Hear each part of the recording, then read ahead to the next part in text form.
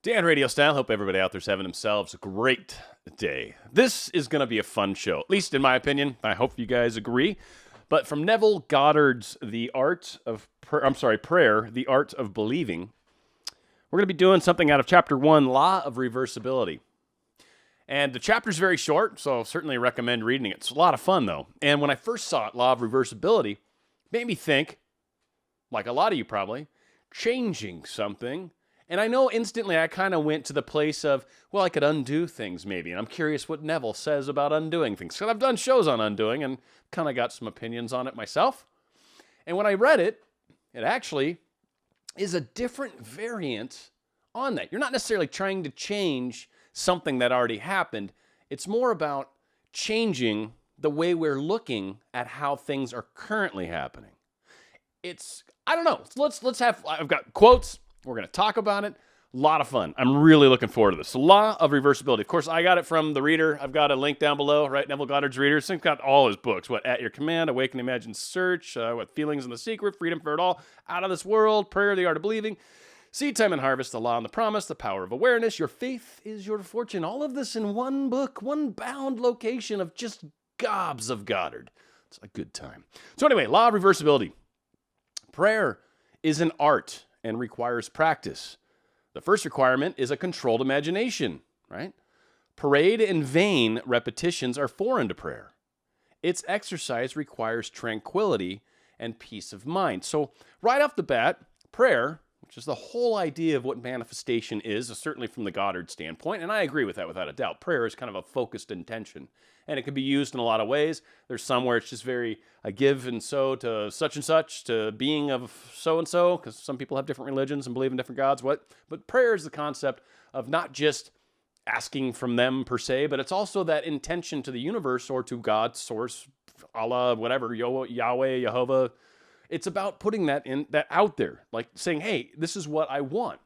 And it's not necessarily about all the techniques that people talk so frequently about. It's not how it's done. It's actually the intensity in it. It's the way your mind is, the way it's tranquil. It's not about some outward show to everybody else. It's about what you're doing inwardly that really matters with the techniques. They attribute the results obtained to the ceremonies, and they mistake the letter of the Spirit, or letter for the Spirit. The essence of prayer is faith, but faith must be permeated with understanding to be given that active quality which it does not possess when standing alone. Therefore, get wisdom, and with all thy getting, get understanding. They attribute the results obtained to the ceremonies, and they mistake the letter for the Spirit. Meaning so many of us think it's the technique that has the power. And it's not. It's not the technique. That's what Goddard's saying here. They attribute the results obtained to the ceremonies and mistake the letter for the Spirit. It's not that. That's not what does the manifesting. That's why I so frequently say, it doesn't matter what technique you use. What one works, what gets you to that place of thinking, feeling, all that stuff. What gets you there? That's the one that works. I don't care if some other technique B works for 100 billion other people, but it doesn't work for you. But technique A does, and it doesn't work for 100 billion people. Do technique A. Technique A is the right technique for you. Who cares what everyone else does? Doesn't matter. It's not the way it's done. It's the spirit in which it is done. That's how these things happen. So he continues on. Mechanical motion caused by speech was known for a long time before anyone dreamed of the possibility of the inverse transformation. That is, the reproduction of speech by mechanical motion. So it was the opposite. Someone talks. The other way around that was to be able to synthesize or create that sound of talking by mechanical motion. So the example he gives is a record. And a record's got, for those of you that have never seen a record, it's a black disc made of vinyl, nowadays anyway, and it's got grooves in it. And so the needle goes over the grooves, and it basically, it's like little, it goes up and down. And that dragging across the way the grooves are creates sound. That sound is actually whatever was recorded. So in the case of voice, that perfect pattern within the vinyl, when the needle plays across it, sounds like a voice. Sounds just like someone's talking. For a long time, electricity was produced by friction without ever a thought that friction, in turn, could be produced by electricity. Whether or not man succeeds in reversing the transformation of a force, he knows, anyways, nevertheless, that all these transformations of forces are reversible, all of them. So if heat can produce mechanical motion, thusly, mechanical motion can produce heat.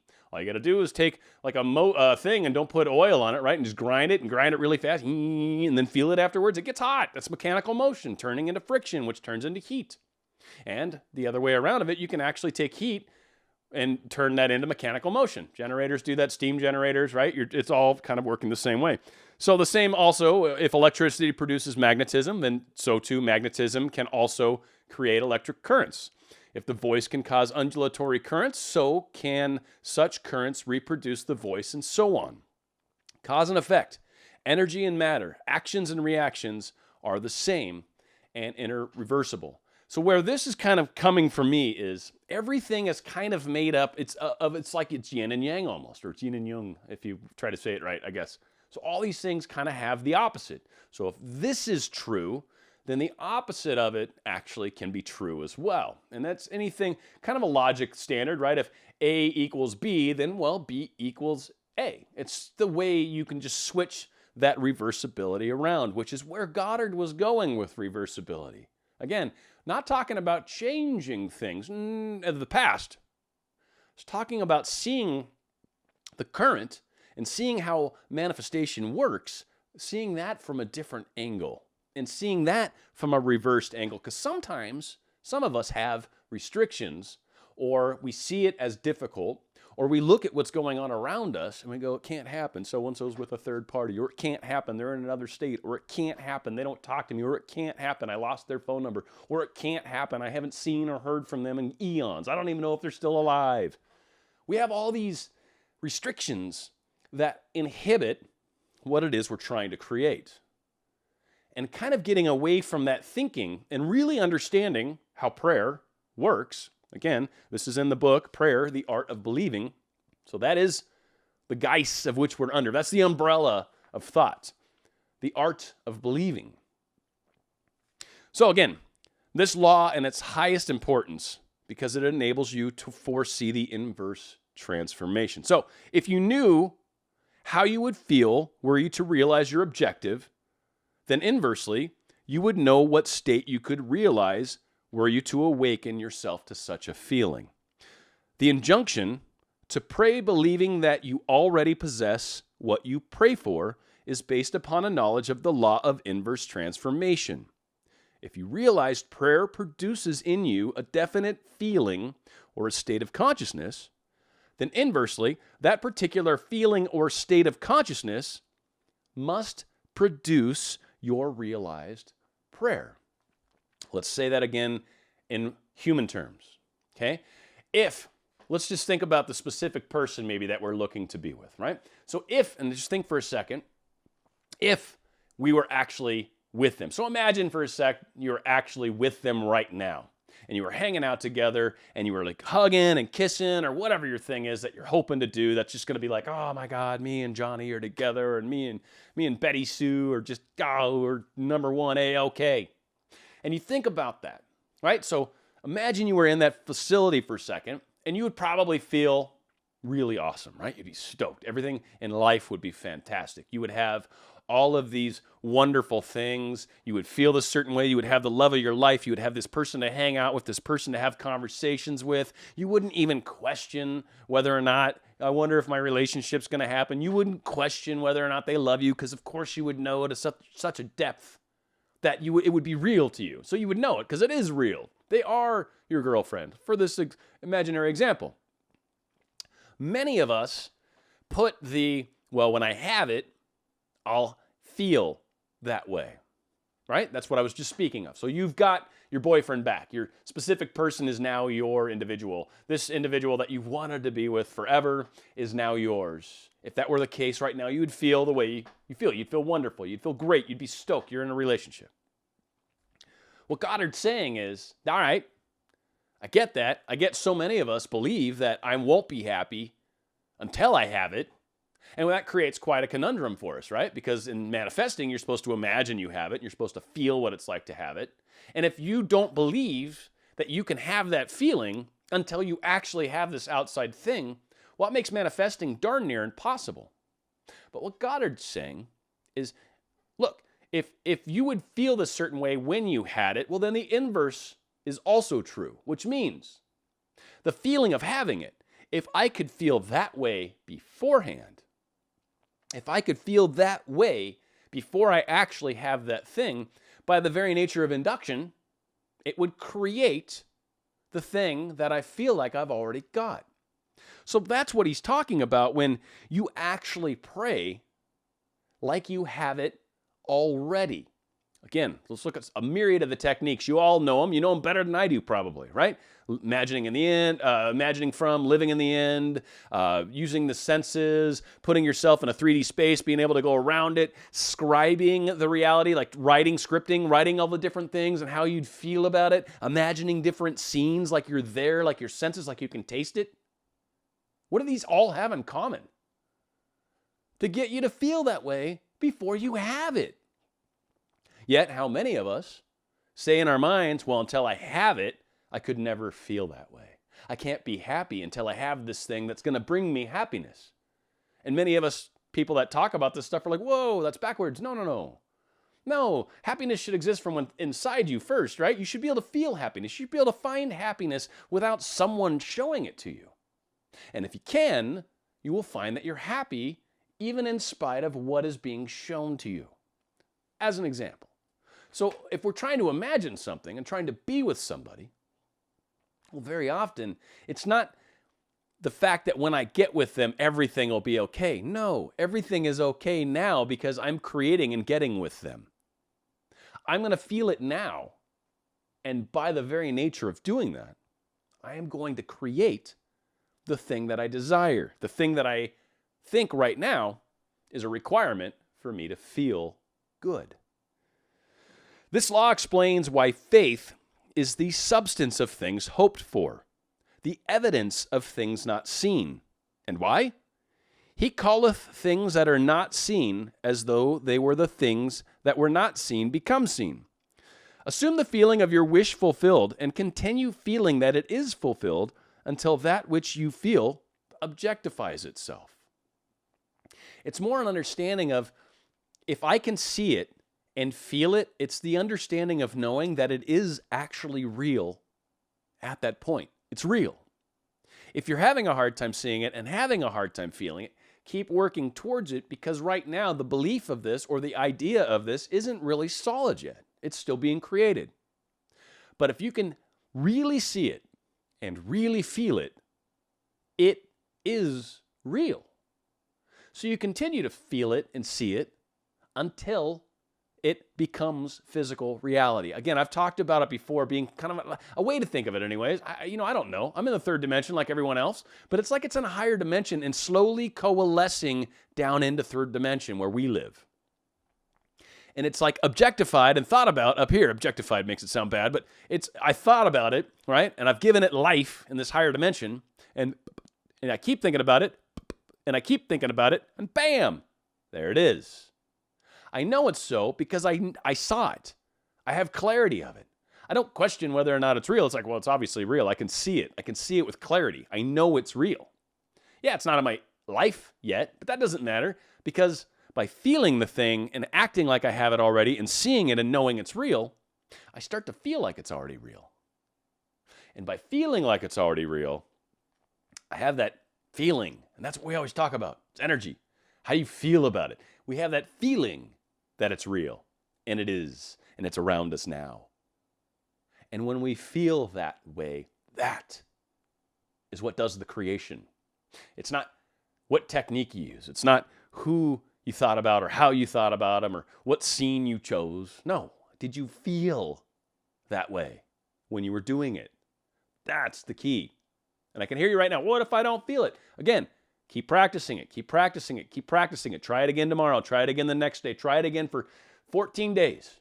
Keep trying to imagine it. Keep putting the effort towards imagining it and trying to make this scene real in your mind to the best of your ability. And what you'll find is it'll get better, it'll get easier. And as you get that view and scene more and more in focus and more clear, the feelings will enhance as well. And once it becomes clear, it's now real. And you just continue to feel that way, knowing farewell that this is becoming part of your reality. It's real. It's already there. It's just in a more etheric, less dense, less 3D form. It's floating around you all the time. All you're trying to do is just make it more dense, give it more energy, give it more feeling, give it more knowledge, knowing it's coming, and it will coalesce. It will condense down into third dimension, if you will. If a physical fact can produce a psychological state can produce a physical fact. If the effect, A, can be produced by the cause effect, right? So cause and effect and cause. Then B, then inversely, the effect can produce the same cause. So if the cause was the cause of the effect, well, believe it or not, you can focus on the effect and create the cause. They go backwards. It's that induction concept. It's the same idea that, electricity has electromagnetism, but then you can use electromagnetism to create electricity, or friction can create electrical energy, and electrical energy can create friction. Two great examples of things that are in our everyday lives that are a great example, mechanically anyways, of what we're talking about. Well, one's not, they're both mechanical. One's your car, for those of you that drive, right? You have an alternator. The alternator is what charges the battery while you're driving. So driving, the engine's turning, it turns a generator. The generator powers your battery, right? Puts power into your battery. Well, there's the other thing that we use when we start our cars. It's called a starter. The starter takes energy from the battery, turns a motor, which then turns the engine. That's a starter. The starter and the alternator are actually the same basic piece of equipment. There's small differences, but it's the same thing. It's the same motor. It's a generator. And what we found is if I put power into a generator, well, it spins on its own. Now all of a sudden I got a motor. Or if I find a way to mechanically spin a generator, like water and a turbine, right? Spin the generators, then I can actually create current. So either A, I'm using current to spin this thing, or B, I'm using mechanical force to spin this thing to create current. It's the same back and forth. And in kind of martial arts, for some reason, I kind of felt like this was bending and breaking. There's the whole concept of being rigid and blocking something, and that's one way to handle it, but another way you can actually get around an attack or something vicious is to bend with it and go. So you're not actually rigidly putting up a force that's supposed to stop another force, but you actually get out of the way and guide the force past you. They're kind of similar too. But again, it's ways of looking at the same thing differently, right? Someone's still throwing a strike at you. I can either A, block it, or B, get out of the way. Or I can either use the alternator to charge my car, or I can put power into it and use the same piece of equipment to start my car. Now, granted, you have an alternator and a starter in your car. They're not one and the same, but they are literally the same physical apparatus. It's basically the same thing. One you put power into, the other pulls power or it pushes power out. Identical. So how are you seeing your manifestation? How are you in your mind and feelings about it? Are you expecting the feeling to come once you manifest this, so you keep doing all these techniques to try to manifest the thing so you can feel a certain way? Are you doing that? Or are you using the techniques so you can feel the thing, and in which case you realize that's going to create the manifestation? If you're trying to do the techniques in order to manifest, but you're not doing the feeling, you're not making it real, you're not seeing it in your mind, you think the technique is what does the attraction. If you think the technique is what's actually creating your soon-to-be reality, you would be mistaken. The technique is meant to inspire the feeling of the thing that which you don't have yet. It's meant to inspire the feeling like you do have it. It's meant to create the reality in your mind that I can see this, and therefore, yes, I do have it. And I realize that because I understand that's how it works. That's how the law of reversibility is built into our lives. That's how contrast works. Just because something's showing itself as a certain way, well, the opposite is also within that same statement.